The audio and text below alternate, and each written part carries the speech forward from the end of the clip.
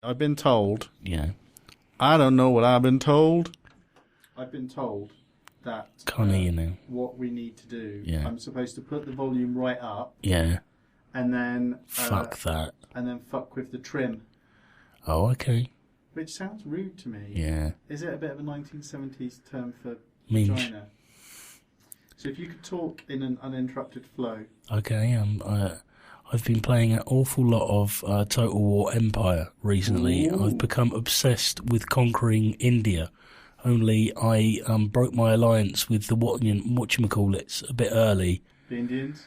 Yeah, but I forget the Confederacy or something or other. And oh God Almighty, I tell you, the Indians are right up my fucking arse now. They don't like it at all. When you say I don't like it up them. When you say India, you've been trying to take over India. Mm-hmm. Do you mean the Americas? No, Empire Total War happens over 3 theatres.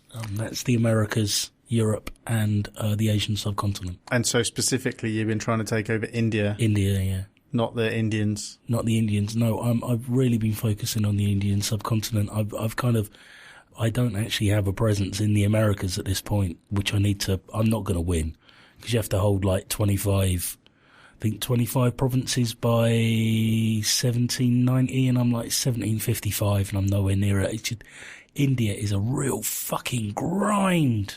It is. It's a tough nut to crack, It India. is, and they won't give up. I'm forever defending my forts. For some reason, they don't like being colonised. No, they don't like it. It's not like in real life. No. They were a walkover, I think, weren't they, originally? But well, I think maybe we didn't. I mean, I don't really know. Did we go in all guns blazing? Or did we go in and say, hey, maybe you want us to look after you? We're awesome. Well, history is revisionist, isn't it? The way the Empire was discussed when we were at school that I remember was essentially we turned up, brought civilization, and they were really grateful until, like, some little dude, like an agitator, let's call him Gandhi, turned up. Just it's a good enough name to pick out of the...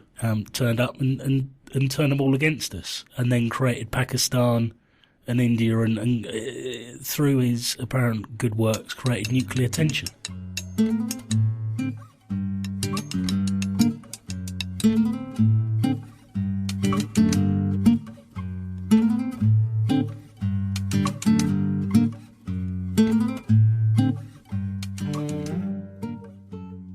Did you hear about the story about a guy, I forget where it was now, I think it was in Wales.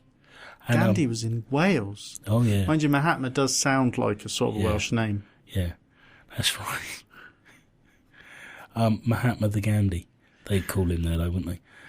And apparently he wrote into his local newspaper or phoned up a phone in to complain about the Muslim statue they were putting up locally, which was of Gandhi. Uh-huh. Which is stupid, because he wasn't a Muslim, was he? Was he a Hindu? Don't know, he was one of the others, wasn't he? I think he was a Hindu. I don't think he was a Sikh. He definitely wasn't a Sikh, was he? Because he didn't have a turban, so yeah, he must have been a Hindu. He might have. We might have never seen him photographed with his turban on. I think he was a Hindu. Hinduism was the religion in that episode of Cosmos with Carl Sagan. He said of all the religions, they're the ones who've probably got it most right about the nature of universes. That it's a constant cycle of birth and rebirth. So and birth, regret. death, and regret. Yeah, no shit. Plenty of that. Recriminations. Yeah, ground down teeth, sleepless nights. False prophets. I haven't slept properly in 2 weeks, Nick. I don't know what's going on. Haven't you? No. Do you want to talk about that? Yeah, I can talk about that a little bit, I suppose. Because I have missed you. Thank you. I have been very concerned that part of the reason you haven't wanted to podcast with me is because I had so many technical difficulties for a couple of weeks. No, it's just it's hate. Hate. Yeah. Okay, no, that's better though, because I can work on hate. Yeah, that's true. I'm never going to be better technically than I am right now. No. So, that's true. As I mentioned before, though, apparently there was an issue of trim. So I just like saying it. Have you got your trim sorted? I think I'm in control of the trim. Have you done it in the modern fashion, or have you gone for a 70s trim? Yes. I don't know. About the 70s. Yes. There was a... Well, not just about the 70s. I was listening to... We'll start early with the baby talk. Yeah, let's do that. Because Sorry. Because that was such a dad joke. It was very cheap, wasn't You've gone away for 2 weeks and come back with just dad humour. Yeah, that was incredibly cheap. I was listening to the Beatles with Noah for the first time. That there are certain songs that Which we go album's to. that?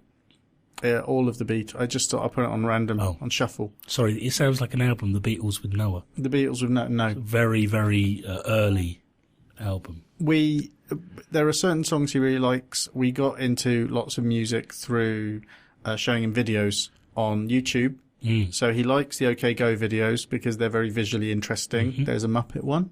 He also likes the Sia chandelier video because I basically played it at him constantly, so now he can't help but like it. Same with Taylor Swift's Shake It Off. Okay. She seems very nice. Sure. For a pop star. Sure. Anyway. And They Might Be Giants. I've been getting him into that quite early. Highly recommend Here Come the 1-2-3s. Yeah, you really like that album. Really good. Here Come the 1-2-3s, Here Comes Science. Are great kiddie-friendly albums. Which one has No, 10 times no? That's not either of those. Oh, maybe that's the first one. I think it's called No, the album.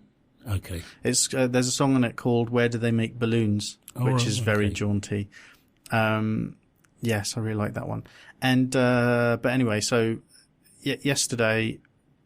Oh, the other song that just always gets him in a good mood, even if he's stressed out, is the theme tune to the Donald Logue, M. Raymond James television program, Terriers, which only lasted for one season, but has the most upbeat. It's got the most upbeat theme tune ever. Okay. It's called Gunfight Epiphany, and it's got lots of movements to it. They're all very jaunty, and he loves that so much. Did you have from early on, a song that would always soothe him? So like a song that you and Amy would sing to him that would always work. Did we have any songs that soothed him from early on? We tried to have certain routines early on that have gone out the window. Like there was a point at which bedtime stories went. There was one book that we used to read to him, which I think we talked about before. The one with the nut brown hair. Yes. And I can't remember. Guess How Much I Love You. Guess How Much I Love You. Which we still read to him sometimes, but as he got older, he wanted his bottle. He has a bottle before bedtime. He's probably too sophisticated for that now, Can't be bothered. He just can't be bothered. And also he tries to help you read stuff to him now. Proust now he likes Proust, yeah. Which is a bit difficult because it's beyond both mine and Amy's reading age. Fair enough. The nearest thing to a song that always kind of chills him out, that was the nearest thing we had to him talking early on as well, was The Wheels on the Bus. He's got a Wheels on the Bus book and he really likes that one. But it's not exactly a chill out sort of song. It cheers him up. Funny that we were listening to that on CD as my wife gave me a lift here today. We were listening to that with Scarlett in the back of the car.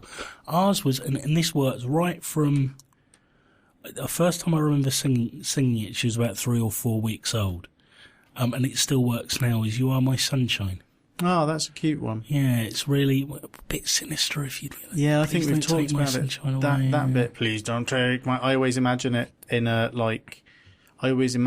as being the sort of song that they'd use, the sort of children's song that they'd use in something like Con Air or Cape Fear or... Yeah.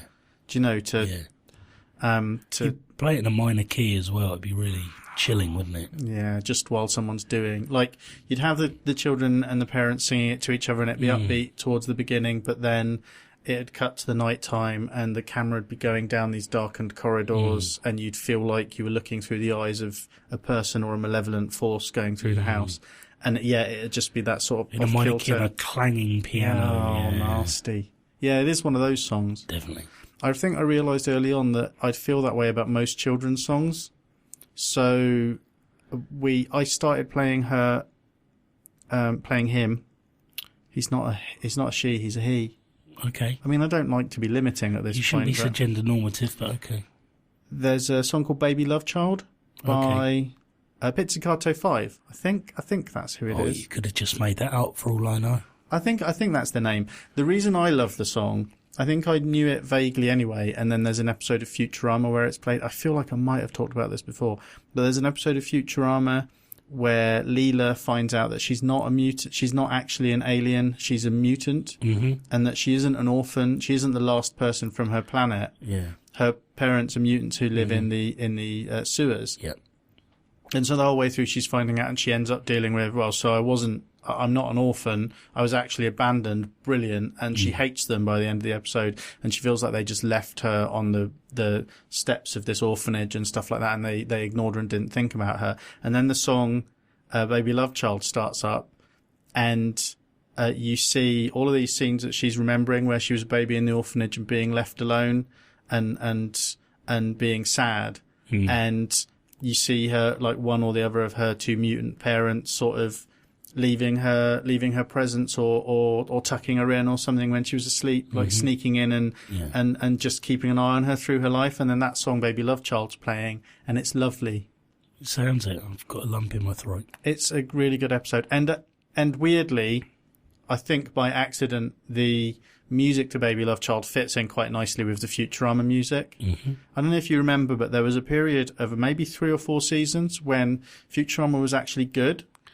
It's one of those. I don't see a season structure with Futurama because I've only ever caught it in the odd episode and so forth. Okay. So it doesn't flow in seasons for me. It's like Family Guy, and it got cancelled at roughly the same time as Family Guy, and up to the point where it got cancelled, I think it was still generally pretty good. In the same way that Family Guy was. And then with Futurama, it came back and they tried to go for a much more story and science fiction. It's got fewer jokes. Sure. And it doesn't work as well as The Simpsons does. So that's got fewer jokes and is more story focused, and I think doesn't work. And with Family Guy, they've just gone full tilt into their in-jokes when they come back. And I don't think that works either. So whenever you hear about a TV show coming back, like it got cancelled but it's coming back, in the back of my mind I'm always thinking, no, you're right. Let it die. It's fine, just let it die. Yeah. The things, fans do not know what is good for them. New things are a good thing. That was the sinister first draft of the Disney hit Let It Go. Yeah.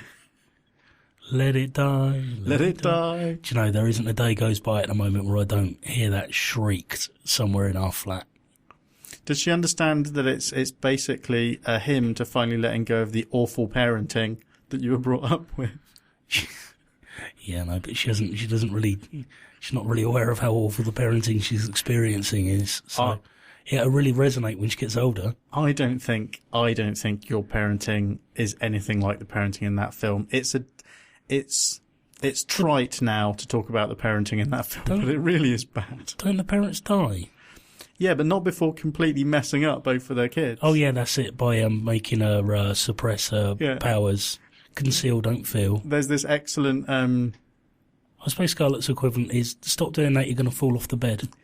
Yeah, but she might fall off the bed and hurt herself. You're not telling her to stifle her inner everything. She did the other day. It's very funny. She stifled her inner everything. No, she fell off the bed. She got angry because I was laughing. It's nothing funnier than a tearful 4-year-old child very earnestly telling you to not laugh because it's not funny. There are a lot of videos on the internet that prove exactly that. Despite the fact that what's just happened is hilarious. She didn't hurt herself. We always check first, to see if she's hurt herself, and then I laugh. Well, if she's angry with you because she did something stupid, it's better to train her early for you laughing at her. That's true enough. But no, in Frozen, again, it's been done to death. But there's this excellent How It Should Have Ended cartoon. You know, there's the series How It Should Have Ended, and sometimes they're a bit rubbish. But in that one, it's at the very beginning of Frozen. For any listener who hasn't watched it yet, at the very beginning of Frozen, there's these two princesses. One of them's a little cutie, and the other one's slightly older and a bit serious. Anna and Elsa. Yeah, and they're playing, they're playing at the younger one's insistence because the older one basically has Iceman's powers. Yeah. From the X-Men, not Iceman from Top Gun.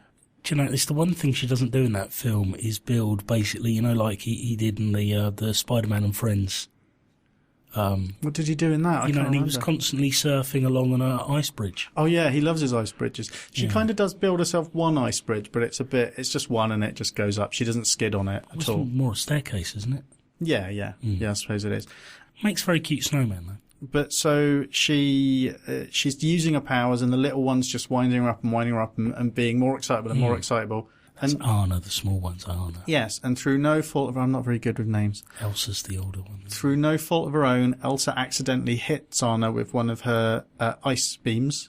Yeah, if you like, yeah. She can't really help it. No. Anna is boisterous. She is. Well, they're boisterous young girls. Yeah. And so the parents come in and they say... Persontress. Yeah. And then the parents come in. She starts crying and it's quite upsetting. She starts crying because she realises she's hurt her daughter, a sister. Oh, well, if that was Yeah. Maybe the reason her powers are manifesting the way they are is because she's she's too young even for that, isn't she? Yeah, let's not go there. I'm sure that somewhere on the internet someone has, though. Well, you'd be actually, yeah. And so she cries for help, and the first things her parents come in, they come in and they immediately start with the recriminations. They're like, Elsa, what have you done? Not, blimey, what's happened here? Let's see how we can best help both of our children. Big fair, though, they've got the hassle of, like, going to the trolls. Yeah, which is a hassle. It is. I mean, I'd be like, oh, Christ, Scarlett, we've got to go to the trolls again. They're always brilliant. bloody singing, matchmaking. Yeah, that weird fixer-upper song, which is a bit strange. But if you've not seen it, just read the Snow Queen, because that's the story. Everyone's a bit of a fixer-upper, James. That's the whole point. We need each other to help fix sister, brother. Brother. That's a bit weird, isn't it? Because they're talking about a love match. It's a bit Mormon. Yeah. But it's an awful thing to say about just the Mormons. There isn't any incest in Mormon. Are you saying that is that a legal disclaimer? Allegedly, there's allegedly there is no incest. Yeah. That was just me riffing on something. Sometimes when you're doing live podcasting, listeners, sometimes things get out of control. That's true. Scarlett found talking about Frozen. She likes YouTube, and we just leave her to use the internet unsupervised. Sounds good. Yeah, it's good. You wouldn't want to tell her to conceal it, don't feel it. No, exactly. It's good. You look at the world's full of horrors, darling. You fill your boots.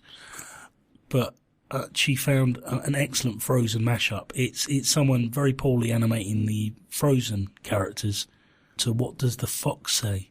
Oh no! Which is we love that. It's good. Why does stuff like that have to happen? What Does the Fox Say is a lot of fun when you got a 4-year-old kid, I think. Yeah, but maybe not with animated Frozen animation. There's another weird one where they're all in they're all live action little kids in like Lion King style outfits doing Frozen. I'm yet to see that. And there's the two little girls singing it. Oh, I love that one where they're singing "Let It Go," but they can't quite talk properly yet because they're only really young. Anyway, so Beatles with Noah. So I think the troll, even when they go to the trolls, because this is what the how it should have ended riffs on. Yeah. I think when they go to the trolls, the first troll even does say, "Look, it's controllable. It'll just take a lot of work. You'll have to do some work on controlling your impulses and stuff like that. But with love, you can get through this with love." And the way the father interprets that is, let's lock her away in a room and never let her out and tell her to conceal everything. That's true. And then they die and just leave them. Well, they had it coming, really, didn't the parents? Oh, yeah, gotcha. Would have been better if they died 10 years earlier. I think the girls would have been better off. Yeah, but they're not surrounded by reliable guardians, are they? I mean, it's not... Or any, apparently. No. I mean, they were fucked, really. I mean, it's probably just as well she had ice powers in the end, isn't it? Yeah. Definitely. Yeah. Interesting take on the Love's True Kiss meme from Disney films at the end of that film. Yeah. I don't think I'm spoiling a Disney film to say it ends with a Love's True Kiss. No, I think they pretty much all do. And it's interesting because it really messes with and then falls directly into tropes, doesn't it? That's true. So the central relationship ends up being between sisters, and it's all lovely. Yeah. And I mean, it's pretty much like that the whole way through, but at the same time, one of them still has to find her prince. Yeah, there's still guys to help them out, because, they need guys to help them out. There's, it reminds me, Disney, we were helping Scarlett make a little fort under the dining room table on Sunday, because it's horrible weather, so I wasn't really going out. And it was it wasn't beige when we bought it, a beige fitted bed sheet. What colour was it when you bought it? White. No, exactly how much had you masturbated onto the sheet? I haven't got brown spunk. Oh, okay. It's just poo. We had this beige fitted sheet that was a spare fitted sheet, and Scarlett got one of the corners, obviously because they're elasticated, put it around her head, and she spent most of the day walking around the flat pretending to be Rapunzel. Oh, It was fantastic. I it love was so Tangled. funny. Oh, it's great. She loves it too. I think that might be my favourite of the Disney. Oh, it's great. Yeah, it's films. really good. Where were we? Watched Frankenweenie as well the other day. She Is loves good? that. Which one's Frankenweenie? The one with the dead dog, the Tim Burton thing. The dog gets run over and the kid reanimates it. That isn't the one I've seen. I saw Paranorman recently, and that's really good I think as Scarlett well. would dig that. She's got a very dark sensibility. Like last year, her favourite film was Daddy, I'm a Zombie, about a girl that gets stuck in purgatory.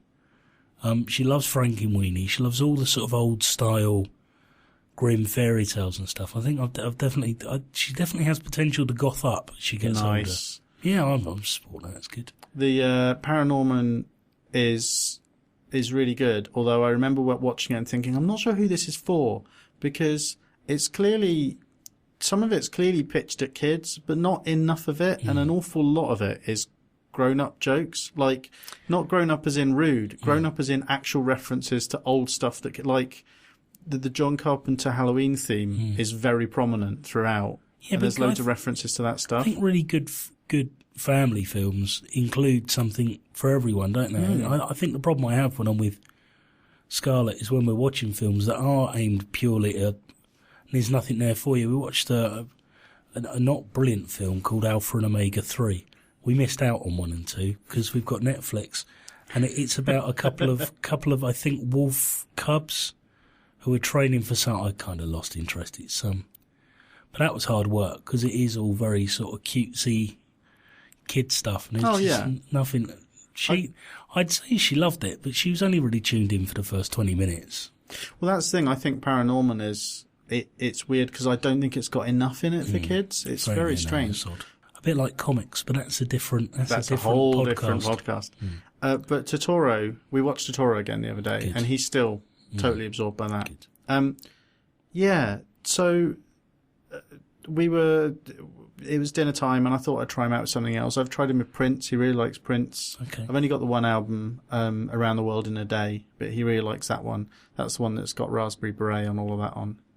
There's a line in a Raspberry Beret that I didn't have a problem with at the time, obviously, and I don't think I have a problem now, because in the context of Prince, you kind of get that it's this really heightened sense of a heightened version of reality seen through Prince's eyes. But there's a line where he says, and she's supposed to be quite young. I think he's supposed to be quite young at this point, but she's supposed to be quite young, but quite nubile. And he says, built like she was, she had the nerve to ask me if I planned to do her any harm. And now when I hear that, I'm kind of unpicking it. I think the term "do me any harm" is meant in a kind of a slinky, flirty way. But I can't help looking at it in the context of literally everything that gets put out now, and the scrutiny that everything gets put under. I think if anything, it'd be more explicit now. I think pop is ridden with filth. It is ridden with filth, but it was back when Amy. There was a very interesting. I've not been slept. I've got really bad insomnia at the moment, so I was up the other night. iPlayer is very much my friend when I've got insomnia. I never thought I'd enjoy Would I Lie to You, but at 3 o'clock in the morning when you can't sleep, 7 seasons of that or whatever's available. It's a real boon. But I was watching. Oh gosh, I forget what it was called, but it was. It's about band at the BBC or something like that, and the first thing they spoke about was George Formby's My Little Stick of Blackpool Rock. Oh, he was filthy. He was filthy. Yes, tons of double entendre. Do you think Leaning on a Lamppost is potentially? I was thinking about it while I was watching this. Leaning on a lamppost, waiting for a certain little lady to come by. Do you think he was basically hanging around in a curb crawling area?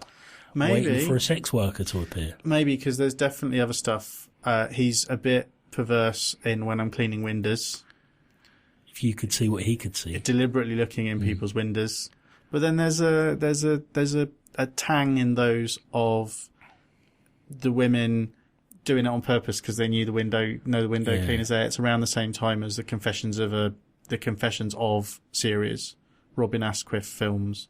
No, it's about Isn't it? 30 or 40 years Is it before 30 or 40 those. years before? Formby, you're talking about the 30s and 40s. Asquith, you're talking about the 70s. Did it all happen before we were born? Well, no, Confessions of a Window Cleaner, that sort of series was coming out. Was it when we were young? When we were really little in the 70s, yeah. You're right, of course. I am very sad news about the Oxo mum, Linda Bellingham. Yes. Who has terminal cancer and looks like she'd be fortunate to make it very far into next year. But I remember one of the very early libido forming, possibly, or one of your formative sexual moments was her breasts in Confessions of a driving instructor. How is it that Barbara Windsor didn't have more of an impact? Because, like, Barbara Windsor's boobs were probably something that I was very exposed to early. I do not have any feelings about Barbara Windsor either way. No, nor do I. But Linda Bellingham, I don't know if I've seen that necessarily, but I've definitely always had a bit of a thing about her. Jenny Agutter, definitely. But yeah, we watched Captain America Winter Soldier, and Jenny Agutter's in that kicking ass. Really? And taking names or just kicking ass? Just doesn't hang around long enough to take names. I don't know why you'd want to take names, to be honest with you. Lots of paperwork. That's true. A bit of admin. Doing a bit of admin. You're not joking. The Beatles. So I think I always knew Jealous Guy was a bit of a rough one because he's knowing the backstory of that. It does involve a little bit of spousal, a little bit of light domestic abuse. Yeah, I mean, I don't call Raising Hands particularly light. No, not light at all. Well, what would you say is light domestic abuse? Well, I think maybe a little bit of like, if you go, oh fuck you, you cow. Maybe if you do that, that's light abuse. Isn't that just no? Never mind. What? Isn't that just normal spousal recriminations? No. Oh, okay. Oh, Nick. She calls me a cow all the time. Well. Looks like a horse and shits like a horse. But yeah, we were listening to Amy wanted to play Here Comes the Sun tonight. Oh, that's so lovely. I put that song on, and he really liked that, and I just let it run because there were lots of good Beatles songs in this shuffle mix. And but there are certain albums that I'm not that familiar with. Rubber Soul is one of those. Great album. Well, there's a song towards the end of Rubber Soul that is basically the same themes as Jealous Guy, but without the regret. Okay. It's just kind of about how if I ever see, I would rather kill. He actually says, "I would rather kill you than see you with another man." That's Weird. one of the lines, and the rest of the lyrics aren't like great. Is it called "If you step out of line, you're gonna get another one of those"? Something like it's just not nice. No, it's not. And the thing is, it's a bit of cognitive dissonance because we all spend a lot of our lives acting like the 60s and 70s and the Beatles. The Beatles were kind of nice guys. They were part of this movement towards being more decent to each other and more equality and stuff like that. But it's all bullshit, isn't it? It's all just lies. It's very easy to take the cynical view that actually the hippie movement was really about men getting laid more easily. Oh no, absolutely. There was a lot of misogyny in the hippie movement. It was a very straight white male movement, wasn't it? Shit. Those guys were still in the lead, and one of my favourite examples of that is listening to David Crosby. I think it's David Crosby, but the Byrds. Yeah, no, it is Crosby sings it in the Triad, which is basically about this dude trying to convince his girlfriend to have sex with him and another woman. And basically, he's doing it like he's trying to deprogram her from her mother's upbringing, but all it is this dude trying to get laid with two women. It's like, fucking hell, mate. Although for some reason it doesn't sound so sinister when Grace Slick covered it with Jefferson Airplane. Well, I didn't know this Beatles song, and it's a shame I can't remember what it's called. But apparently Nancy Sinatra's covered it as well, and so it has been. And I wonder how the vocal comes across when it is sung by a woman. It's very.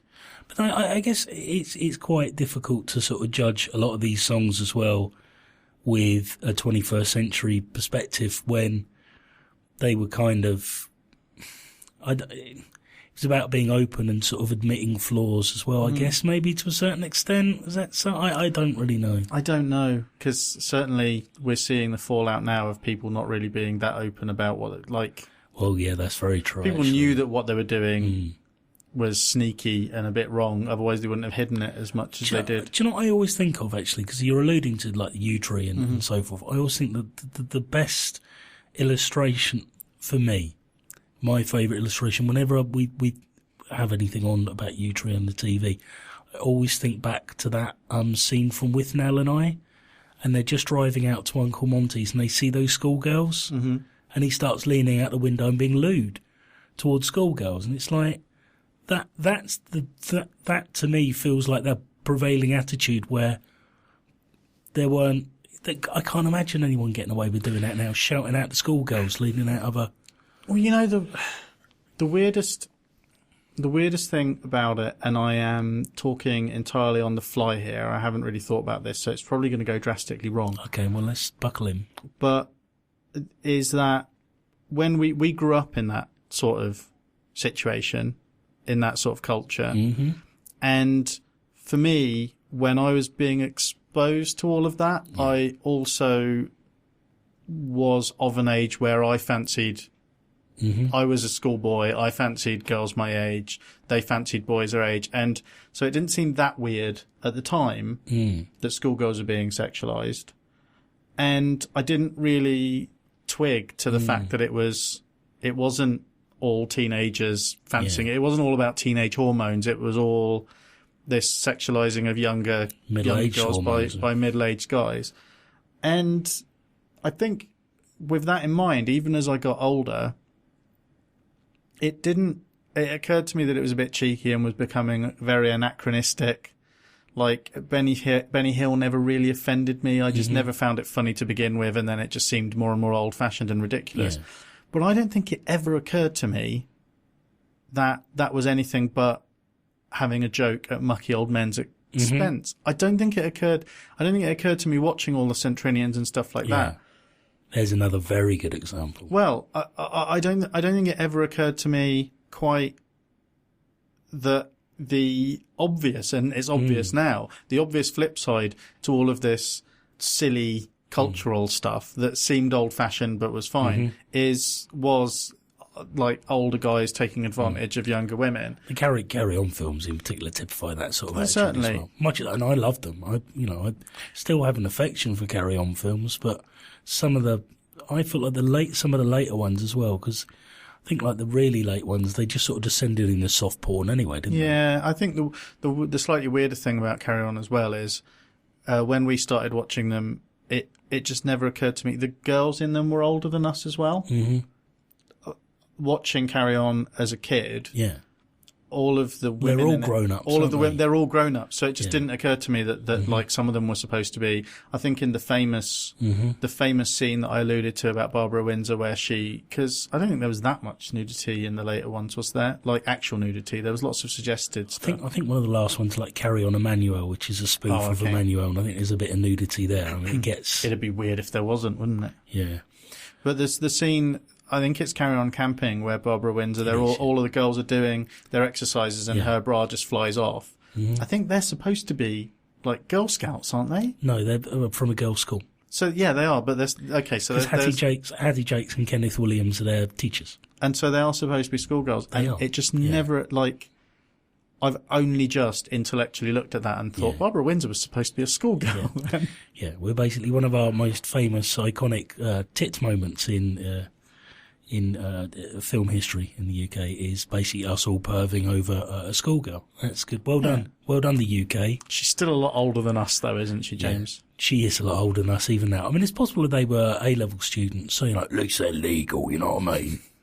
Maybe they were sixth formers. But, I mean, it's still prevalent, isn't it? All that sort of, I remember all the drooling about, not Catherine Jenkins, the Welsh classical singer, Charlotte Church. Well, who's Catherine Jenkins? She's a classical singer. Right, okay. Also Welsh, I think.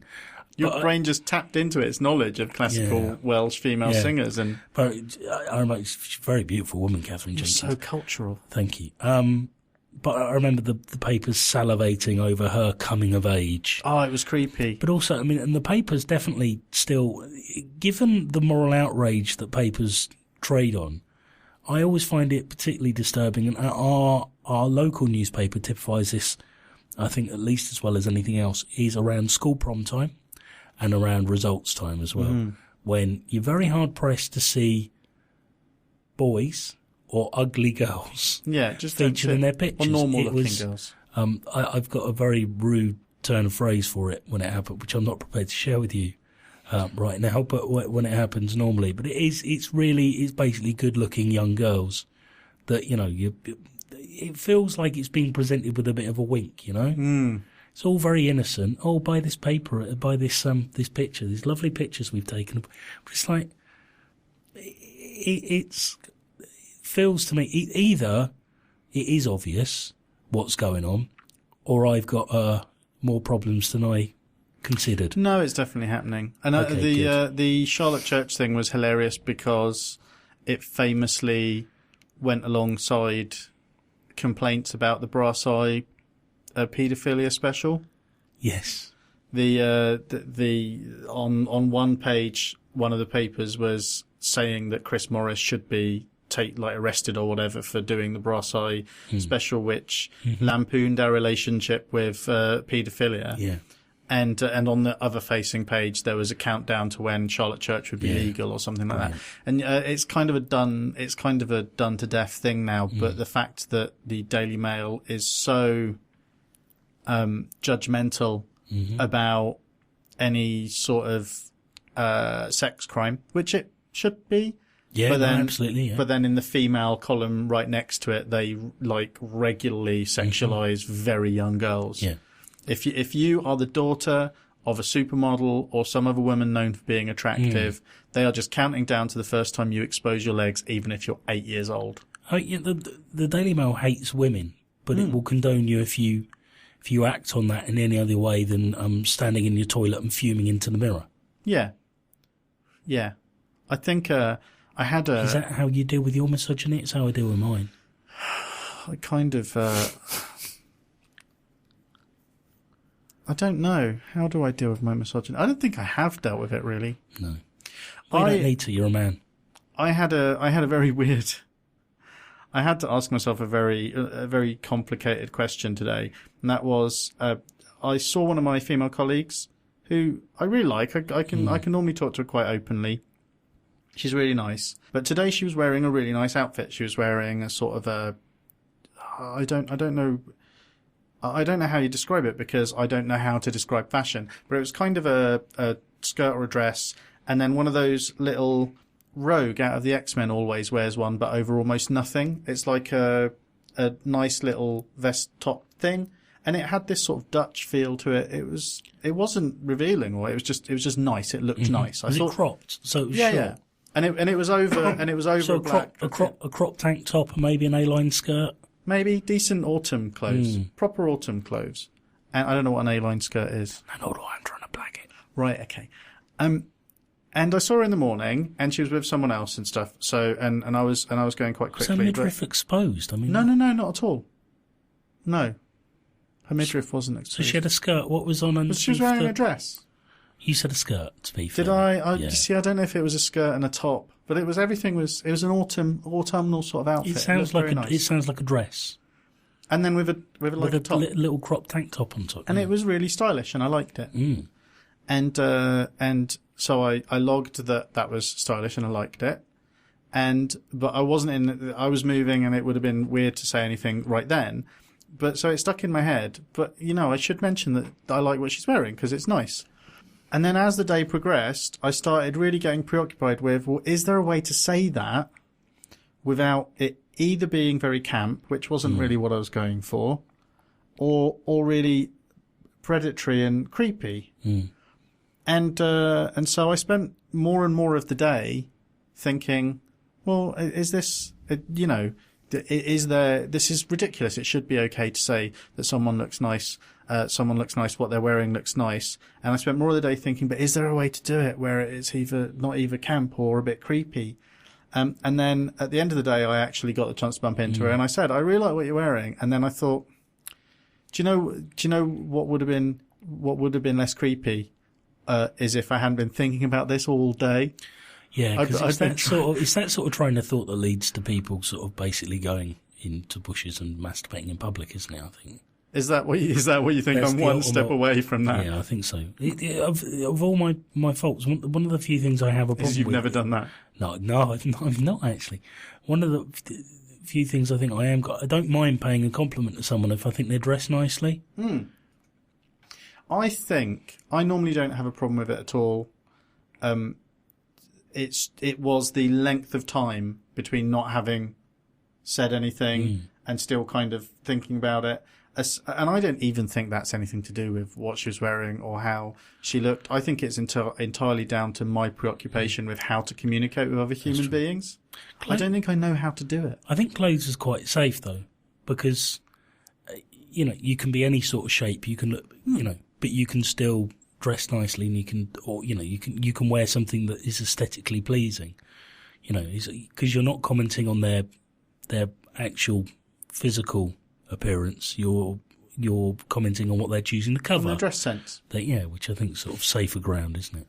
I think the thing about it is, I think that in the past, maybe going back quite a long way, but certainly to the recent past, I've definitely had situations where I've said something quite innocent, like I've made the mistake of saying I like the jumper someone's wearing in front of colleagues or whatever. Thank you.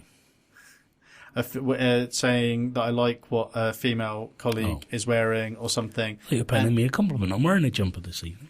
I quite often do pay you compliments.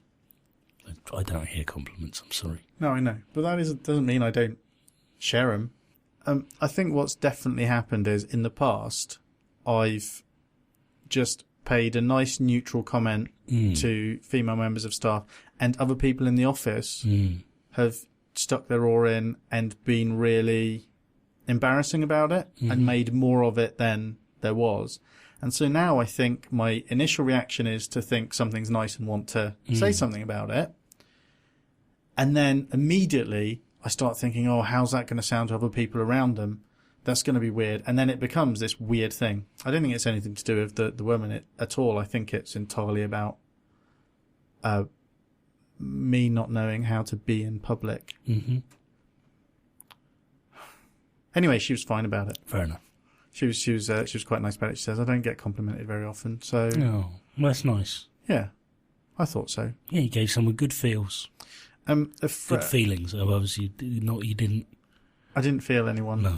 I didn't touch them. No. Another friend of mine, and another kind of friend of the show, and again, I have to be quite careful because we have started talking about this chap's situation twice before and ended up not being able to use it because it's too specific. The first time was my fault because I got all angry weird with him. Yeah, but that's not his fault. I get angry with him all the time. Yeah, but... And the second time was my fault because I realised that there was no way of talking about it. But he has recently had a baby. Congratulations. Or his wife's recently had a baby.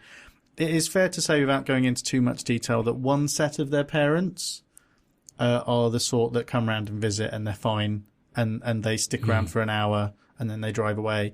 And the other pair believe they have more input into the new small family than necessarily they do. Yeah. To the extent that they are taking issue with the name that the couple in question have chosen to name it's their like the daughter. Archers. It is. It's intense, and I'm listening to this. It's nice because this is my friend. This is a friend of mine who doesn't get angry to the extent it makes me furious how not angry he gets most of the time. But he's properly pissed off about this. It's awesome. Yeah, we had a little bit of disapproval from Nick's mum when it came to naming Scarlett, and actually my mum as well. I think to both of them, it sounded like quite an old-fashioned name. Mm-hmm. Obviously Scarlett O'Hara and that sort of thing. Whereas we didn't choose it because it was particularly modern. We just really liked it. You're like, no, it's more like a stripper name. What are you talking about? It is, yeah. Welcome to the stage, ladies and gentlemen, Scarlett. She'll just have to add a T to the end of her name. Yeah, she will.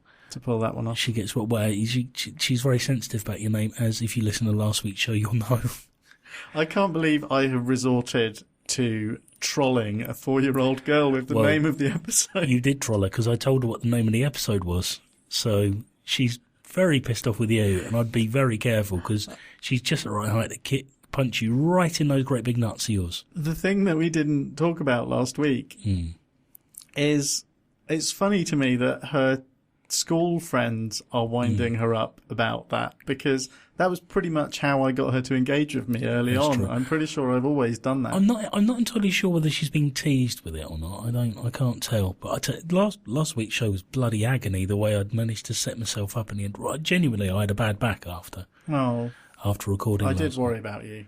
Yeah, well, I loved that little bit. I didn't really comment on it afterwards, but I loved the conversation you had with Scarlett. She's coming out of a shell a little bit on that stuff. She really likes. I've actually left the microphone out. I've actually opened a file called because it amuses me, the Scarlett Show, and I'm recording little bits of her because she really enjoys using the microphone. So I've left it set up, and then she'd just go along. I'll click record, and she'd just start singing into it. So what's her Minecraft like? It's not that bad actually. I mean, she talks right into the business bit, so that's what's important. Better than her dad, I'd say. I wouldn't like to comment. I should mention, because we are getting towards the end of the show, I should mention, because we were talking about the Beatles earlier on, one memory that keeps coming back to me recently, and it's mainly because I've made friends with 2 guys that I knew when I was in the 6th form. Totally unrelated guys. One of them used to be a year above me and used to work in the local record shop. And he was fiercely political then. He hasn't changed, but I kind of idolised him a little bit. And he's a lefty, isn't he, Nick? Yeah, he is. You don't work in a record shop and be political with a right-wing attitude towards the world. Which is interesting, because I'm not, though, am I, really? No, I'm culturally left, but I'm not really... No, you won't know your colours to anyone's mast, and I respect you for that. But yeah, I was realising, I was thinking about this, and I've thought about it quite a lot because I've reconnected with these 2 guys, that I think that the first time I really experienced someone thinking about comics in a cultural ideological way, it was him getting very angry about this 3-panel strip in the back of a comic. I think it was called Bloody Hell. It only lasted for 1 issue. It was a British anthology, sort of horror anthology. And he got really angry about what he saw as a victim-blaming strip in that, which I just hadn't interpreted that way. And at the time, I thought, he's overreacting a bit. I mean, I still respect him, but I don't really see the problem he's got with this. And I was far more feministy back then, I think. Arguably, I put women on more of a pedestal back then, and it didn't seem sane. Well, that's dangerous because they're prone to fall off, aren't they? Yeah, and that's just that's even worse than their heels, and they get giddy, don't they? Yeah, heights. It's not fair. But the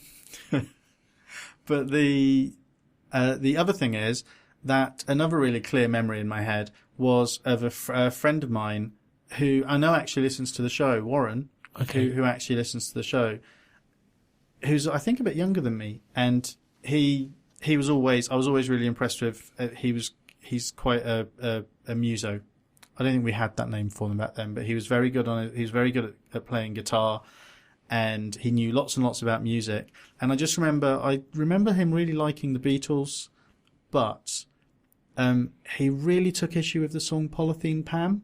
I'm not familiar with it. It's part of a small movement on one of the albums. I can't remember which album it is, but it's part of the same movement that She Came In Through the Bathroom Window and a couple of other songs are. It's not really a song on its own. It kind of fits with some others.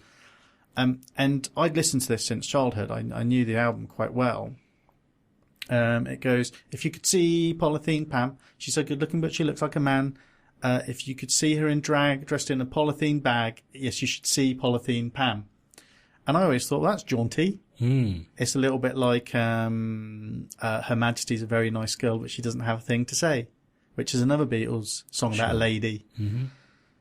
And it wasn't until this afternoon round at Warren's place where he explained to me that it's actually about, when that album came out, it was about a very famous murder that happened at the time of a woman who was dressed in who was like wrapped in plastic, I guess. Mm-hmm. There is your cultural reference for this week. Mm-hmm. And that's what they were saying about, that this whole movement was kind of I'd have said covering or talking about this thing that had happened. Warren definitely seemed to interpret it as fetishizing the situation that had happened. And he was flip about it, but he was very down on Lennon and McCartney about it. And at the time I thought, well, I mean, maybe overreacting a little bit. But now that I think about it, there was clearly something at that point that made me start looking at lyrics differently, and also looking at comics differently. And I always used to overthink things a little bit, but I didn't necessarily overthink comics or songs that much. And it's definitely become a part of my life now that is frustrating for everyone else. So thanks to Mark Nixon and to Warren for that. You turned me against art. Yeah, you made me hate everything. Thank you. There was also a lecturer at university who said that Schindler's List was pornography. Fucking hell. And he was right. I missed that bit. I'll tell you what, I'm going to have a go at some point at trying to wank during Schindler's List. No, that's not what he meant, James. He meant that it was shameless. It shamelessly only existed to prompt an emotional reaction. That's what he meant. He meant it was a hollow shell of an experience designed just to get one reaction. It was there for you to wank tears out of your eyes. That's a very interesting... I can't imagine trying to do that.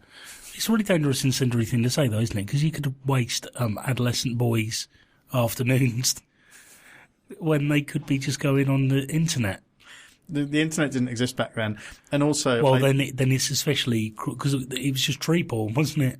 And also I did get chucked out of a pub. One of the handful of times I've been chucked out of a pub, it was for getting into an argument with a bunch of townies about Schindler's List. Okay, well done. And Princess Di.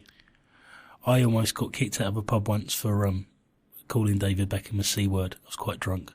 But he is a C-word. Well, yeah, I shouldn't have done it. We haven't said who we are. This is Two Grown Men. If you've listened this long without knowing who we are. That's the introduction over and done with, so let's get on with the show. Start the show. Yeah. I think we're nearly done for a week, aren't we? Yeah. It's been lovely seeing you again, James. Thank you. I love you. Oh, that's very nice. I love you too. I thought for a second there you were going to flinch from saying it back. No, I remember you were very sincerely pleasant to me last week when we were recording, and it made me feel deeply uncomfortable. Oh. But I'm not in a place where I'm very happy receiving compliments right now. To be honest, though, you've never been very good at people being earnest to you. No, I'm particularly bad at the moment. Yeah, you are. We can talk about that next week. Yeah, sure. There was a possible moment where we might have stopped talking about pop culture for 5 seconds, and we could have talked about something earnest and real. But I decided to distract us from that. Next week probably be better anyway. Bit of distance. Yeah. Yeah, time is a distance that is measured out in miles. That's not right. Years. Time is a distance, that's the Beatles as well. No, because distance is a distance measured out in miles. Yeah, so time is a distance that is measured out in years. Yeah. He's a real nowhere man. Oh, God. The other thing about listening to Beatles songs with Noah is 2 or 3 of the songs that I listened to a lot when I was a teenager and feeling spurned by ladies came on. And apparently understanding how ridiculous you were then doesn't stop the songs having some resonance. Do you know, we got within a hair's breadth of introducing ourselves in. Hi, I'm Nick. You can find me on the internet at NickSite, pretty much anywhere where internets are found. I'm James, and I occasionally Twitter with the handle JamesMomb, M-O-M-B, but really, don't go looking for me at the moment. I'm not there. Oh, you're not there. I mean, I check to see if people have said stuff and then don't really get back to them. It's depressing. I'm spreading the love. You can find us on Facebook. I'll put links to that in the show notes. You can find this episode at twogrownmen.net. There'll be full show notes there for this. You can email us at issuespod. No. Issuespod. That's the other show. That's the other show you're doing. Fucking hell, what is it then? 2GM podcast at 2GM gmail.com. podcast at gmail.com. How embarrassing. I'm doing too much, aren't I? You are doing too much. It would be nice if you had friends who carried the load a bit, eh? boy, you got to carry that weight. She ain't heavy, she's my sister. That true. sort of thing. Yeah. I'm stuck in a 60s loop. There's nothing wrong with that. I'm caught in a trap. No turning back. I'm lost in music. Oh, I thought you were going for... Never mind. I can't remember the artist now. It's going to bug me. Oh, it's Elvis. Fucking hell. We're caught in a trap. I can't hold back because I love you too much, baby. I only really know the Fine Young Cannibals version. Really? Fine Young Cannibals. Whatever become of them, eh? Was it Roland Gift? I like to think he's still off doing something. Well, probably, unless he's died, in which case he's doing nothing. He probably shows up every other episode of Jules Holland, and we just aren't watching it. Jules Holland. So 5 years ago, he was a national treasure. If he'd gone off the air 5 years ago, maybe 10 years ago, we'd all think, oh, Jules Holland, what a national treasure. You know, about 10 years ago, he played a gig on Southampton Common, and we decided to go. Thought, why not? And it was an event so posh that there was no beer tent. There was a wine stand. Oh, my goodness. So we bought, I think that day, me and my friend's girlfriend particularly liked wine, drunk about 5 or 6 bottles of red wine between us. I couldn't fucking stand up at the end of it. It was fantastic. I just sat, because we'd taken deck chairs to watch it, and I'd drunk so much wine in that time that my legs were fucked. It was brilliant. But what was Jules Holland like? I have no idea. I pissed out my face. So drunk. That is probably the best way. Shall we go? Yeah, go on in. Bye. Bye-bye.